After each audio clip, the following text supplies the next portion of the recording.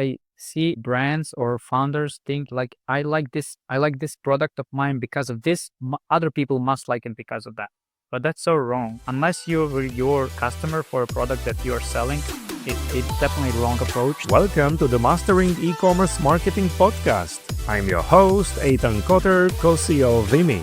In an era of rising acquisition costs and increased competition, this podcast is dedicated to helping you drive sales, engage customers, and build meaningful communities so you can turn passive visitors into active buyers.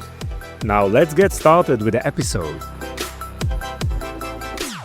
Welcome back to the show. Today I'm joined by someone who spent over 100 million on Facebook ads and knows exactly what it takes to scale a D2C brand to 8 and 9 figures.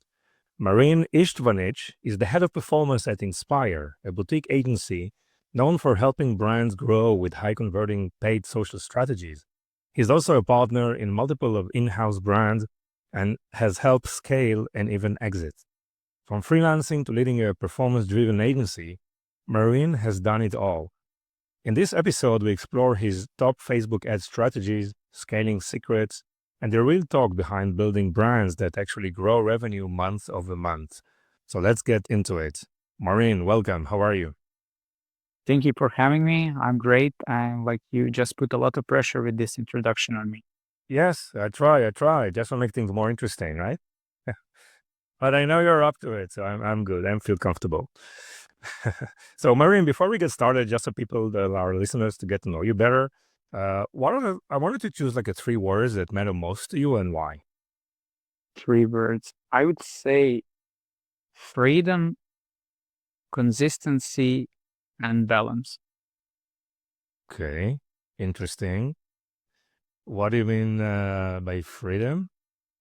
So, like, by being a media buyer, you can work wherever you want, whenever you want. You just need a laptop and a Wi-Fi. And this is why I love this job so far. You're like not in a cage, you're not in 9 to 5. Although I like to work like a regular person, do all of my jobs, then do some of the stuff for entertainment and for hobbies. But like actually having that ability to do whatever I want, whenever I want to, I don't know, go take a brunch or like go, I don't know, to doctor appointment in the middle of the day or whatever, that means more than all the money that I can get. So that's the freedom that I referred to when I mentioned that word. The other was, I think, balance. So my girlfriend would say that like I'm super hardworking and that there's no balance between my work and free time, but I think there is. And like when you're chasing something, uh, obviously you can prioritize one area of another, but in order to be on the point, like you have to have a balance, not only in work life, but only in every other aspect of your life. I'm not like pro left or pro right, or I'm not like one area or another. Like I always think that the balance is the healthiest option. And the third is consistency, which I think is the most powerful force in the universe. It can be tied to discipline, but like when you stick to one thing for a longer period of time, like you will get world class no matter what you do. If I start, I don't know, doing gardening tomorrow, like in a few years, I would be world class if I'm doing that every day. Yeah, so that just consistency beats everything, right? It's so important. Exactly. And everything, and it's I love the your feedback regarding balance, and obviously having the right balance between life and work is very, very super important. Sometimes we think that we need to work all day just to be successful, and our efficiency is just so low, right? And we just not prioritize things and having some time for thinking and not actually pushing tasks. You start to analyze priorities, and life and work are becoming much more, I would say, balanced and enjoyable process. So, Marin, I know that Inspire is very, very powerful on the paid ad side of things.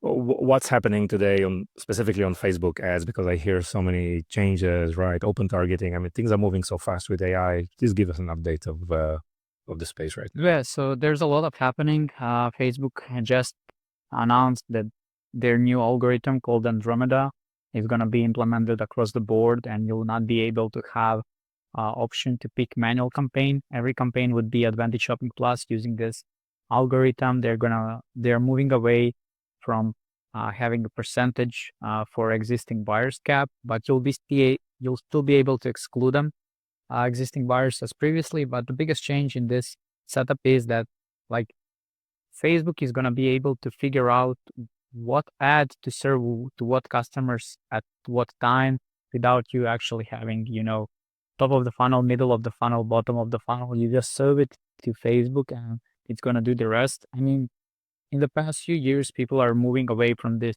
top of the funnel, middle of the funnel, like everything structured in a different campaigns and like excluding one stage from another. But this is kind of like a final confirmation.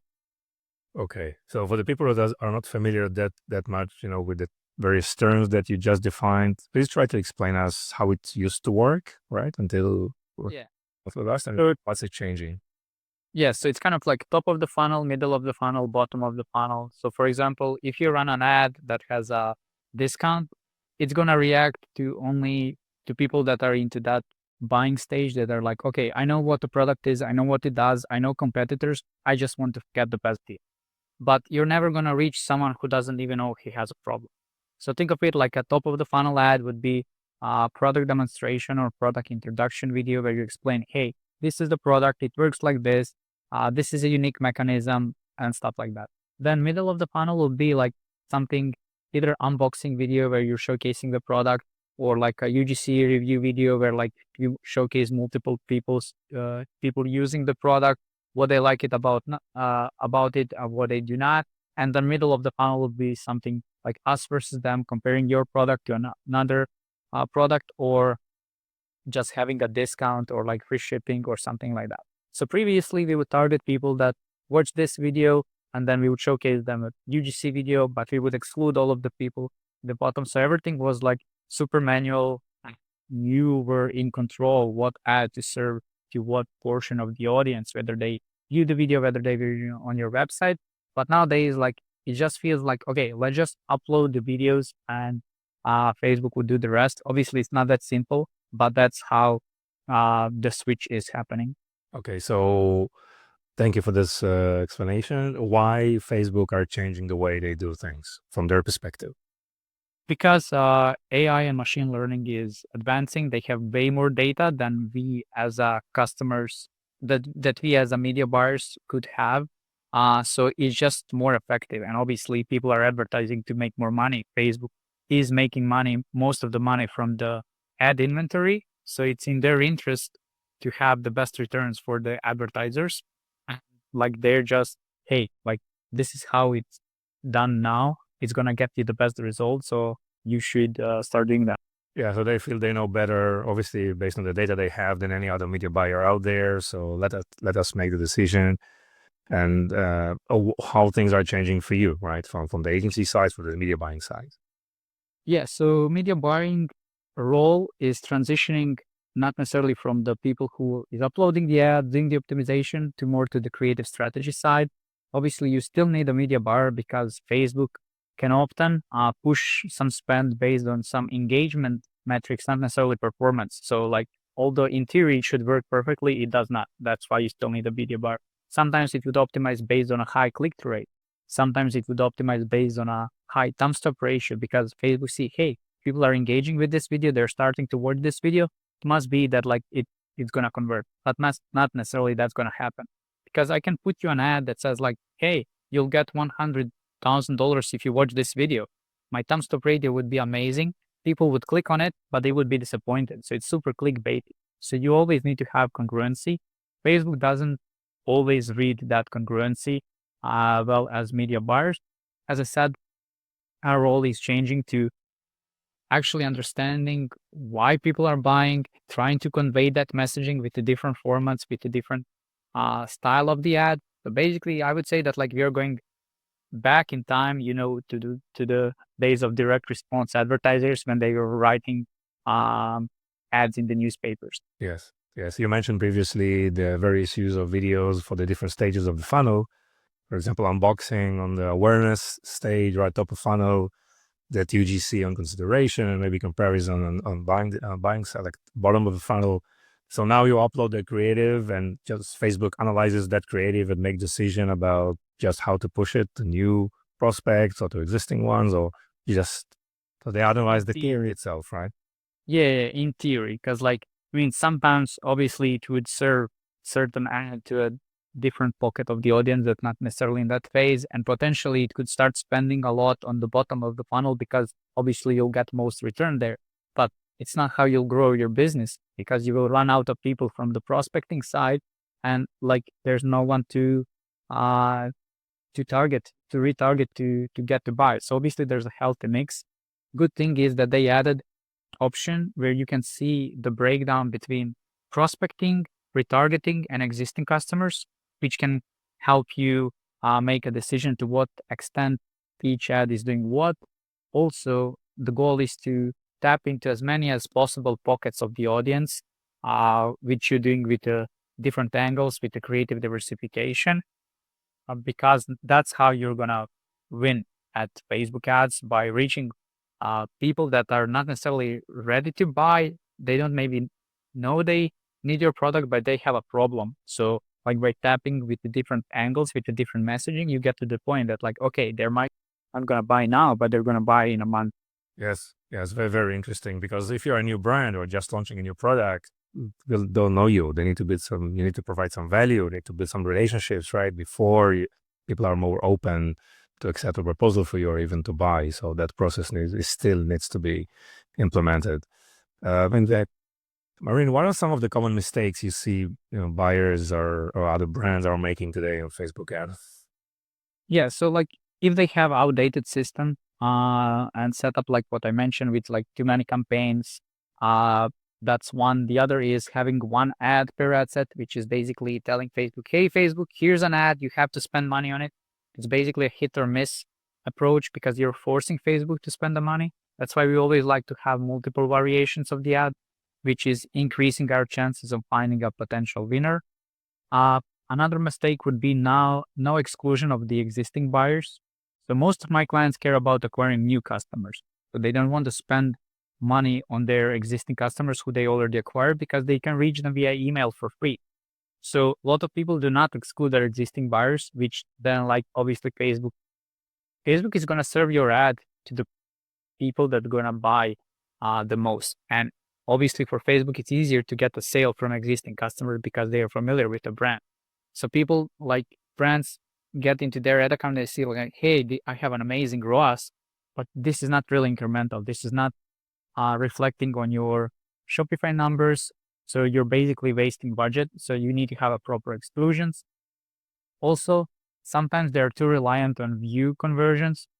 So Facebook attributes the sale to the period where you click on an ad with a certain period and you converted, or you view an ad.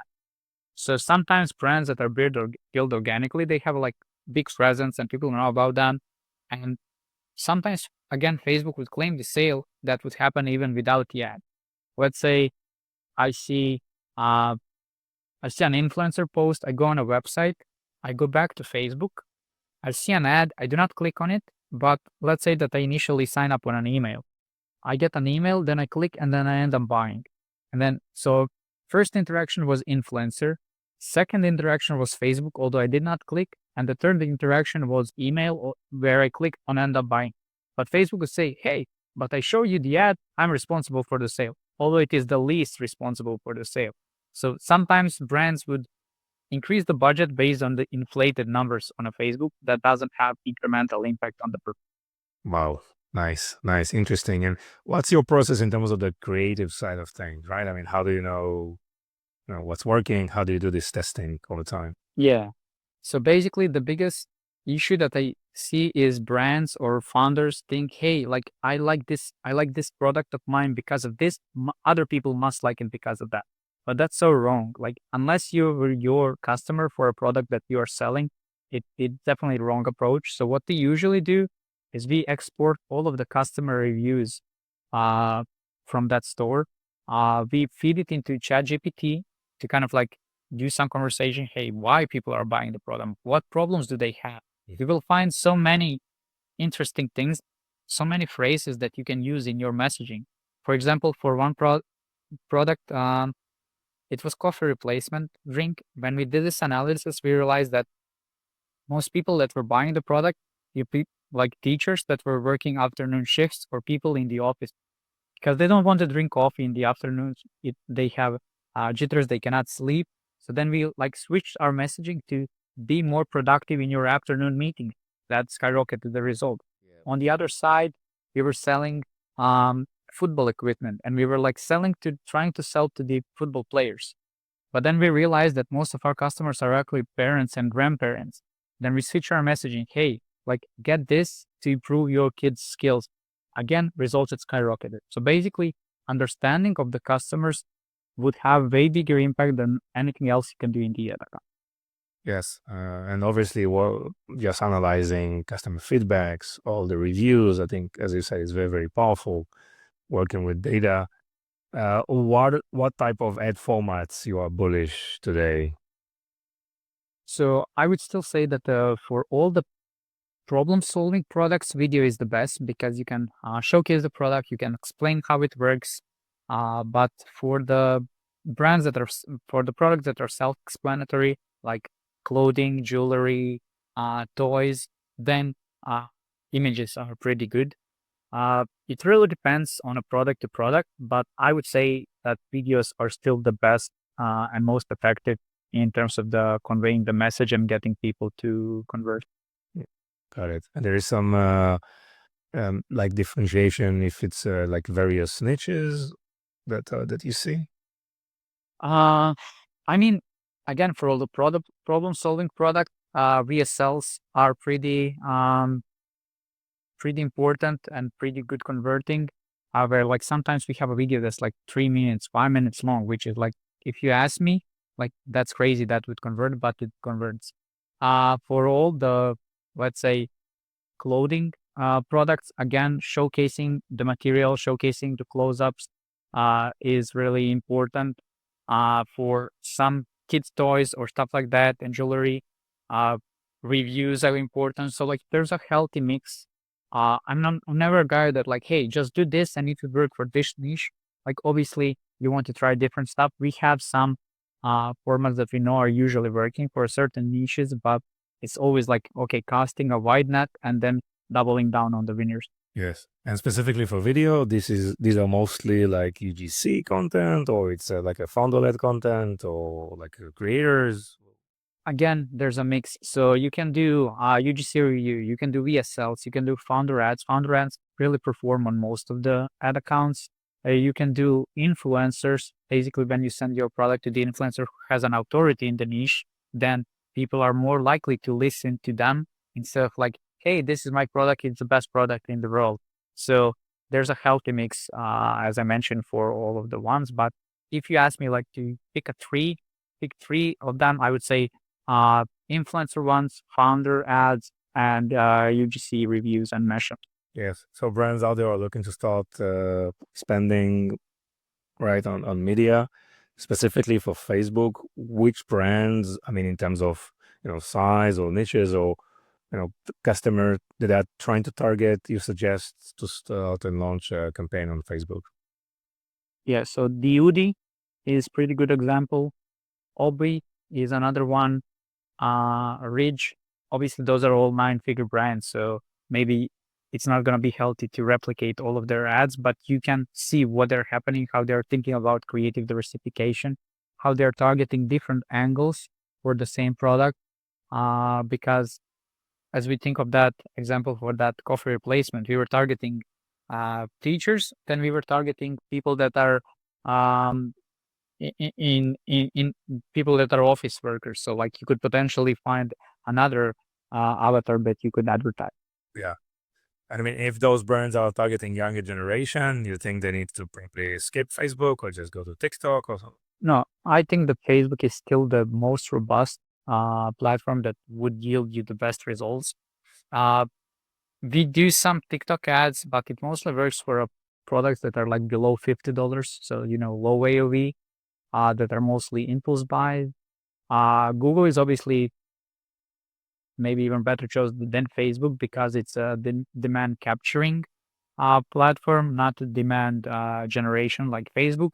but obviously you're limited with the demand. On Facebook, you're actually creating that demand. So if you want to scale, Facebook is definitely the best option.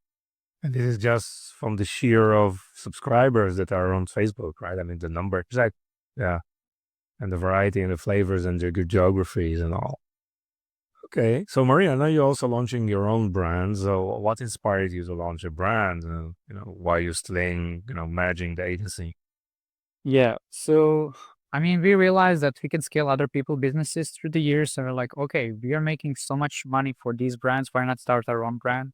So we found a category where we saw there's a gap, and we built a product that it's a bit more affecting. The treatment is shorter, and it has an app, and we made cheaper. So basically, we had four, let's say, unique selling propositions compared to the competitor, which we understood we could take over the market. So basically, if you ask me, I would always go for a niche that has a demand, because we tried one brand. We thought like it was going to be the best brand in the world because there's no competitors. There's a huge opportunity. But then we realized like, okay, the reason is because market is not saturated. It's not grown enough that people are into the buying mode. So we were like getting super cheap clicks, but nobody was buying. I mean, in order to get people to educate them that they need to use this product, like why it's beneficial for them, it was a hassle. In the meantime, the other brands started growing so much, the one that I mentioned initially. So we just focused all of our efforts into that one. Okay, so first thing you need to find a market that is alive, that is active, that is already exactly scouts, the leaders, and then you come with some kind of a differentiator, whether it's on exact performance, even both of them is also definitely much more powerful, and then differentiate based on this. Okay, great. Super interesting. How is it going for you? So we hit 30 mil in our third year, so it's going even better than our expectations. So I definitely cannot complain about that. Wow, this is amazing. Well done. So how do you monitor performance, right? In terms of the Facebook ads, what tools do you use? How do you analyze the data? Yeah, so obviously the ads manager is the main one. Depending what client is using, we are also using that. Most populars are Triple Whale and Orbeam. That's kind of like on the attribution side, where we cross-reference the performance from Facebook Ads Manager to those third-party tracking softwares. Besides that, let's say for our internal brand, some of the tools that we are using is Iris Finance, which gives you a breakdown of your gross margin, contribution margin, net margin. So like every day, okay, how much we spent, where, what's our profit, like did we give bigger discounts? Are we charging more for shipping? What's happening? So basically that's what you track as a North Star, because ultimately you care about how much money you're taking home, not what your ROAS is or what your click rate is. For the creative analysis, we used either Atria or Motion, which actually gives a nice representation of your all the creative metrics in a graphic way, so you can compare the performance, thumbs up ratio, hold rate, good rate, stuff like that. You can share it with your team members. So I would say those are the four main ones. Besides that, I have a internal tracking sheet where I track the numbers on a daily basis, basically, because there are only four metrics that are impacting your ROAS: CPM, click-through rate, AOV, and conversion rate. So I have a tracking sheet where like it's conditional formatted. So basically each day I can spot the difference. Let's say ROAS went down. Like a lot of times I get clients, hey, like our ROAS went down, nothing changed, but like something always changed. This way I can check, okay, let's say our CPM increased. That means that you're paying 30% more for the click, but AOV and conversion rate stayed the same. So ROAS is 30% down. Why? Because of the CPC. So I can always pinpoint what the problem is. Got it. Interesting. So you've done quite well the last few years, obviously with the agency and with your brands. Why do you think you've achieved this success? I mean, what's in your character, the way you work or think, helped you Yeah. reach that? Yeah. I studied computer science and graduated, so I'm pretty good with numbers. I can spot patterns. I'm very detailed, but not so much that I'm just on the number side. I still have that piece of creativity that is actually becoming more important as a media buyer. So I think it's a healthy mix.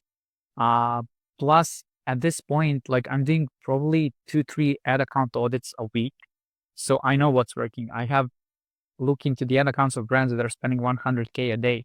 I see their funnels. I know their margins. I know what's their ad account structure. So it's a combination of my, I would say, characteristics as a person and experience at this point. Yes, and I guess you spend some considerable amount of time just researching and studying, what's working and what's not, right? And just analyzing those accounts and trying to figure out how things work. Yeah, exactly. Because like sometimes you just see one thing in the ad account that like these guys are doing and like, okay, this makes sense. Let's start doing that.